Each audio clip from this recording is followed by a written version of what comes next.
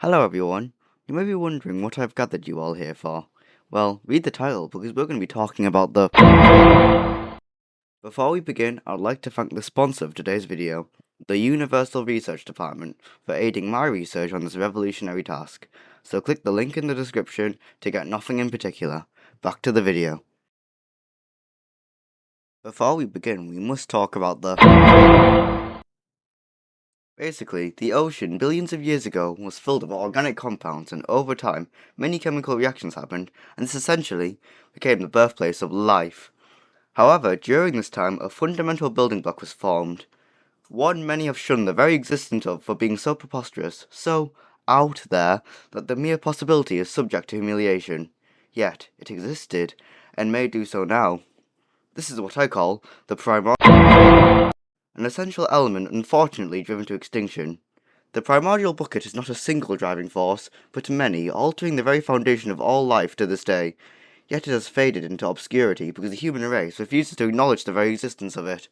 Here, I am currently showing an annotated diagram that took me 12 hours to finalize regarding the anatomy of the primordial buckets, or the bucketi. Very little is known about the biology of such an elusive creature. However, I think it's safe to assume that it was relatively bucket-shaped. What you are seeing is science's most neglected life form, a truly magnificent creature, bewildering if I do say so myself, absolute majesty if you would be so inclined.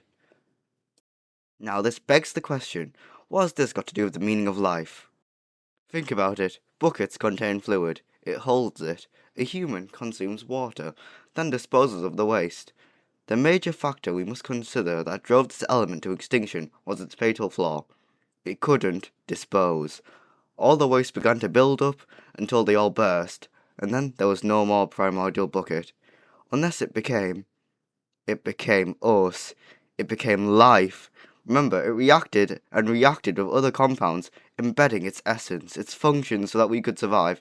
In fact, this leads me to believe we evolved from buckets. We came from the buckets.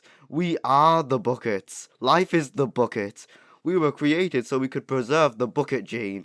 Without the buckets, we would have never existed. There, life equation solved. I will now take my leave. Thanks for watching and for listening. I will now question everything, including the reason why I thought writing this would be a great idea for a second video. Have a good day.